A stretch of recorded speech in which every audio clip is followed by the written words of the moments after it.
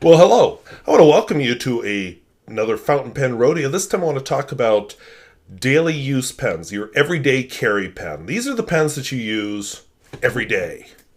Now, you can see here I've got a list of things, but I just want to tell you, this has always been a rodeo that's been in the back of my mind. I just thought, well, that's easy. I can do it whenever, and when I'm out of thoughts, I'll just do that one.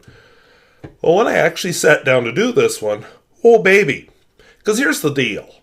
When you're looking at an everyday use pen, this is a very, very personal thing. I don't care what pens I list. Somebody's going to say, why didn't you say this one? So this is more of my personal journey rather than maybe necessarily the best pen. So a couple of things that I have on my list. And by the way, this is some paper, yes, that was loaned to me. I'm supposed to write all over it and then mail it back because this person is evaluating a few notebooks. So it's onion skin paper, which is interesting. But anyway, so I'm going to give you my personal journey. But before I do that, I feel like there's a few pens I should throw out there. The Pilot Metropolitan is actually a very nice pen. It's just not one I chose for myself. Let's see, Lamy Safari, that's a pen I use a lot. I just don't want it for my daily use pen. Lamy Studio, if you want to go a little upmarket. For a while, Noodler's Nib Creeper was my daily use pen. Not long enough for me to really count it in my personal journey, but it is an option. I know people who use the Pelican M800 as their daily use pen, or Visconti Homo Sapiens I've heard is a daily use pen. So there's lots of choices out there, so don't be offended that your pen that you like may not be on this list. We're talking me. And perhaps I'll give you a couple ideas for what we're looking for with a pen. So let's actually just take a glance at a couple of these things I wrote down. See, I did write down a few pens. Fancy pen. I should mention that, actually. I didn't write this on here, but vintage pens. I have been using a number of vintage pens over the past year or so. A couple of them I thought, wow, that's a really sweet pen. Some of them, like the Kaweco V14S, awesome vintage pen. I have the first model of the Aurora 88. Wow, do I like that pen a lot. Let's see, there's Parker 51, but honestly that one didn't thrill me as much. That's an upcoming review. I've done a bunch of vintage pens, and my Centro pen is awesome, but it's not a daily use pen. And that would be a good springboard into this list. But I'll just tell you why, for me, and I know some people do use vintage pens as their daily use pens. One of the things on my list is I can lose it. I want a pen that I won't feel terrible if I lose it. I feel like this may be slightly out of focus. I don't know. Could be in my head, too. There we go. Yeah, I need a pen that I'm not afraid to lose. And for me, that puts vintage pens off the list. So, the pen needs to be able to write on cheap paper, so it's probably going to be a fine or medium. I mean, this isn't me showing off an ink. This is me doing business type writing. I need to be able to lose it. It needs to work with about any ink, although I do have my favorite daily use inks. This here happens to be Pelikan Edelstein Onyx. Not one of my favorites, but it's a black that I'm trying out. For me, daily use is going to be probably a black ink. Some people prefer blue. Some of the more daring artistic sorts might use, Dea Trementis Aubergine or, Sailor Epinard, which I don't seem to have on this paper. Something that it's a little different, but yet it's still classy and fits in. So, but basically it needs to be able to handle the ink, which is actually something that's going to come up on this little voyage. Wet my whistle there. It can't be too wet of a pen. And I mentioned this right on cheap paper. That's partly a function of the ink also. It needs to be reliable. some precious little pen that I have to coddle and baby. Hardy, that means it has to be able to stand up to things. You know, some delicate flower of a pen? No. I like a pen that's not flashy, and I will get to that here. I don't like a flex nib on my daily writer. I did have one for a while. For a while, the Noodler's Nib Creeper was my daily writer, and then for a while, Noodler's Conrad was my daily writer. Wasn't the optimal solution because of the write on cheap paper thing. And one I just added because I thought of it tonight was an ink window. So let's just look at my pens, my contenders. So my first contender is actually on this list because it was my daily use pen for many, many years, starting at about the age of 9 or 10. Because I purchased this pen when I was in 4th grade. The humble Parker Vector. Apparently it does have its fanboys or girls out there because I did get a nasty comment on my review of the Parker Vector because I didn't say enough nice things about it. Another one that's on my list, because it was my daily writer for a long time, also the first nice pen I ever bought, is this Pilot Custom 823. Now, I did mention I don't like a flashy daily use pen, so it needs to be something like this that can just kind of blend in and nobody thinks anything of it. Oh, kind of like what has been my daily use pen for a few years now. The Lamy 2000. This is actually a felt tip marker that I found on the floor in my classroom a couple days ago and said, "Hey, that looks like a Lamy 2000." Of course, they don't come in this color, but anyway, and then this is what inspired me to do this video. So, yay, what is this? Papermate Flare. So yes, the Lamy 2000 has been the winner overall. Although in terms of longevity, Parker Vector's the winner, but that had more to do with age and finances than anything else. All right, so let's see how these all compare on this list. Write on cheap paper. They actually all do a pretty good job with that if you put the right ink in them. Parker Vector for years was my pen, and I was writing on it on the cheap notebooks that you could buy. You know, the composition notebooks, the cheaper the better as far as I was concerned. You know, it would feather a little. Some notebooks it would actually bleed through, and I didn't like that. But overall, that did a pretty good job. And actually, so do these two, although I have some comments on this one when I get down to the ink thing. Can lose it. Well, the Parker Vector, I did have to spend some money on that, but even back then I could have purchased another one, so I could lose that. Nowadays, I could swing replacing either the Parker Vector. Ooh, a little dim there, isn't it?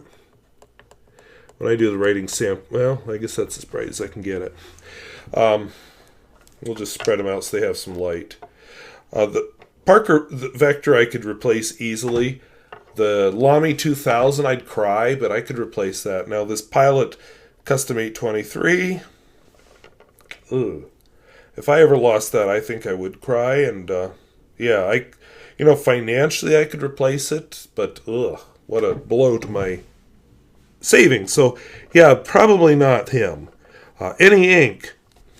As far as I know, the Parker Vector works with anything. Lamy 2000 has turned out to be a great pen for using for just about anything.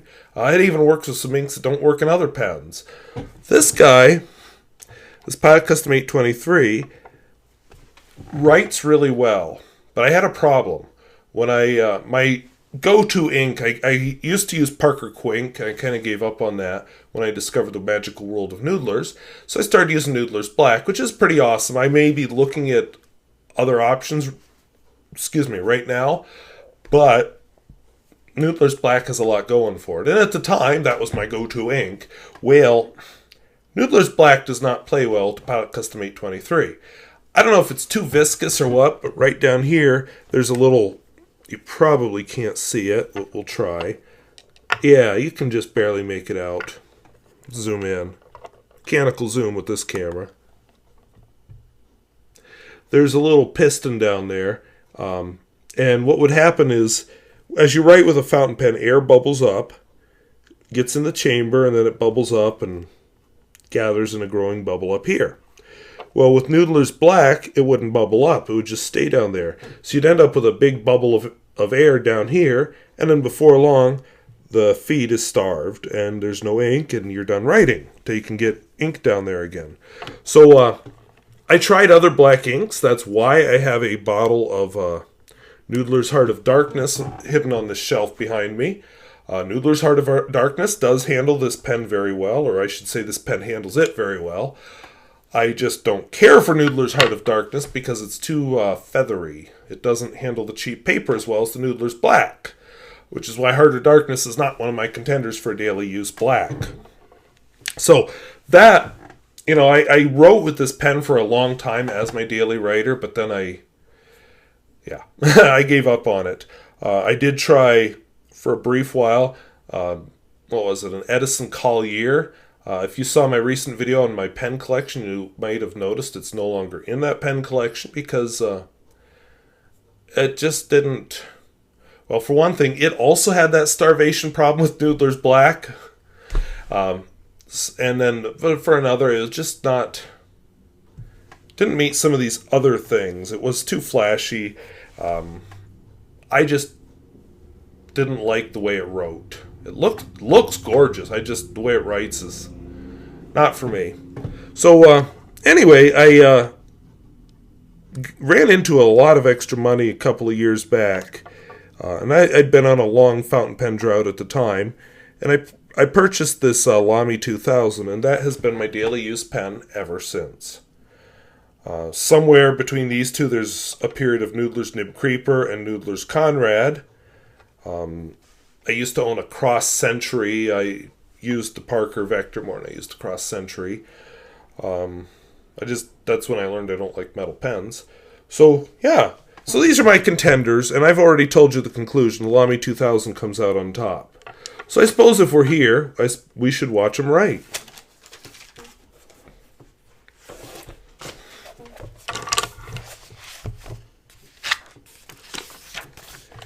So, we will call this, what do we call this? Everyday Carry. Wow, that is so bright. Turn that down just a bit. We'll call it an Everyday Carry Rodeo.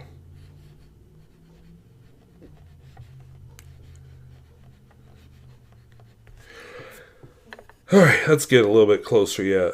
Is that maybe too dark? I think it is. There, that looks like a happy place. All right, so first contender is a Parker Vector. This is a fine point. This is not the one I purchased back in 4th grade because that one got lost in one of my moves. This is, what is this? Parker Quink.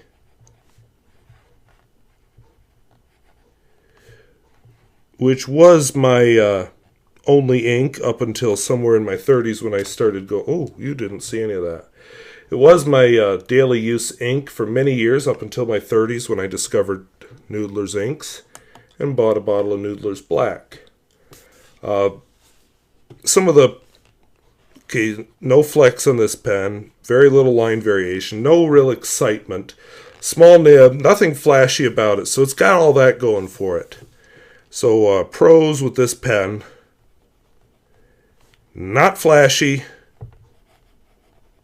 it's cheap, it is actually very reliable. I got a fine nib, although it does, at the time, and still I think it writes a little broad for a fine.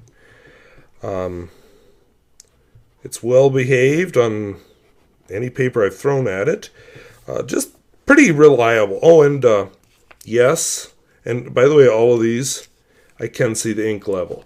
See, that's why a Visconti Homo Sapiens wouldn't be my choice as a daily writer, because I can't see the ink level. I need a pen where I know I'm going to have ink.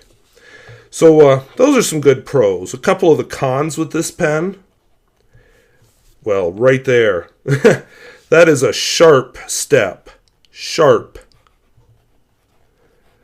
It's a little small. It's kind of a boring pen. Really, not a lot of cons against it. It's just I don't care for it, probably because familiarity breeds contempt and all that. So let's set that aside. Well, I'll put this here. It's a cartridge converter pen. You know, I don't mind them. I just prefer a built-in filling mechanism, which is a true story. That's how I got into the Noodler's world, because I found out back then they only had the Noodler's Nib Creeper. But I found out, hey, here is a low-cost pen with a built-in filling mechanism. I thought that was only for expensive pens. And now, however many years later, I own some expensive pens. Here's one! Alright, so this... And by the way, the Quink Black is probably out of the running as my daily use ink. It's okay. It's a little gray for my tastes. This is the Pilot Custom 823.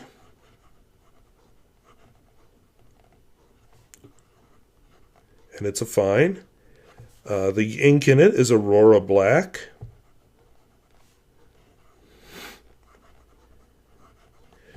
It's not a flex pen, but you can coax a little line variation out of it. Some of the pros here. It writes well. It's reliable. This truly is a fine. It holds a lot of ink. The vacuum filler is just cool.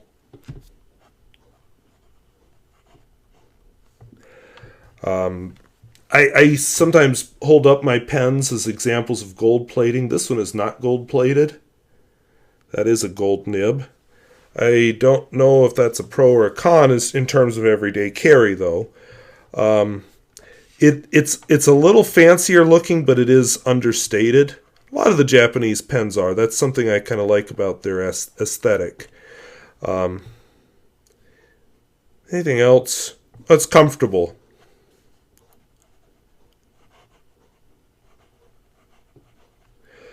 Now, some of the cons. Big one is price.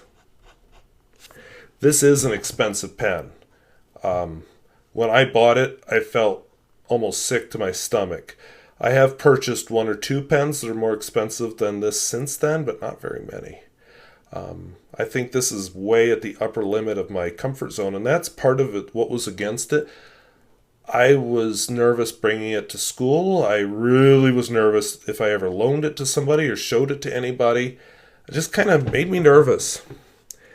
And at the time, this was a con. Didn't handle Noodler's Black. That makes no sense the way I wrote it. That was huge. That's what got me looking. This does need to be cleaned more often than my Lamy 2000. The Parker Vector and the Lamy 2000 I hardly would ever clean. Parker Vector would sometimes go a couple of years between cleanings, but I was a kid and didn't know. The Lamy 2000, I inked it up in August this year, cleaned it over Christmas break.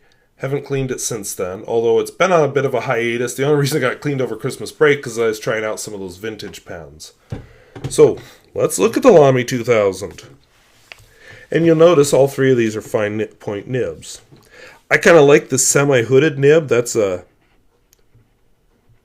keeps it from drying out, so I can actually keep this one uncapped while I'm waiting and I'm taking notes or something at a meeting. The ink in this one is Noodler's Black.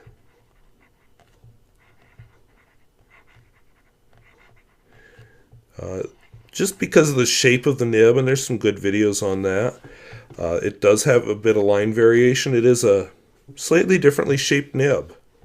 So the pros, it's kind of a fun writing. And it writes well. This is a very reliable pen. Like the others, it's a fine nib. I have the broad version of this pen, and that's really nice. In a different way, as a piston filler, it has a reasonably sized ink reservoir. This is very understated. In fact, it comes out of that Bauhaus school of design. I actually would like to do my titles, if I can get artistic and creative, I would like to do my titles for these videos in kind of a Bauhaus design. You can research that and get an idea what that looks like. So I'm going to write Bauhaus. And kind of what really has going for is it's a very timeless look. And yet, at a glance, there's not really much difference. It looks like your cheap pen.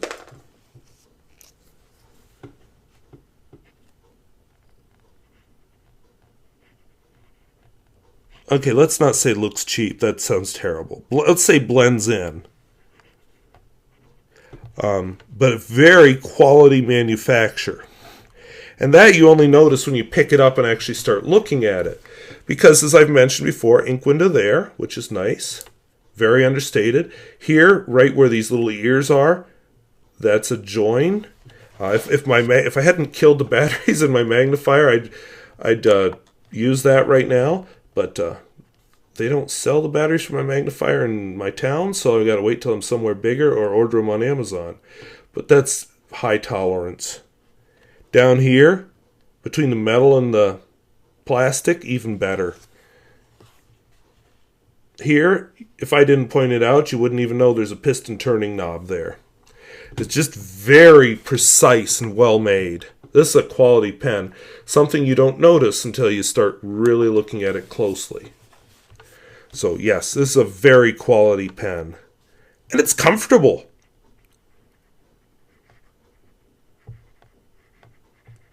You know, for me, the ideal in a pen is when it just disappears in my hand. I don't even think about the pen I'm holding. I just write. The words flow from here straight onto the paper. And then I look down, I'm like, whoa, how many pages did I just write? And I don't even notice. That's this pen. It disappears into my hand. Some people might complain about the ears. Honestly, I don't even notice them. It's just that, it's that awesome of a pen. You can take all my other pens, leave this one. And I can't say the same. You know, this one, this Pilot, doesn't disappear in my hand. The Parker Vector, well, that sharp step keeps me annoyed. But I don't remember it from when I had it before, so I don't know if that's the newer version has that sharp step, or if I just didn't know any better, or because I was younger and smaller, if I had littler hands and it just wasn't an issue. I don't know. But I like this pen. Now, there are some cons. This isn't the cheapest pen.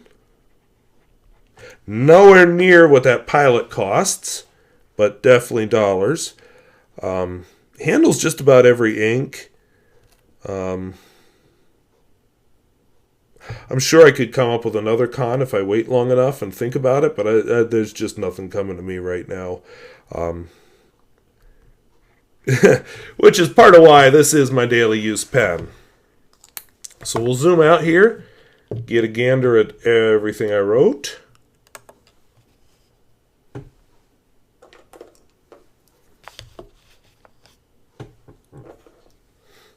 And as I said, this is a personal journey. This is not really the best everyday carry pen or anything like that. I don't feel qualified to recommend that.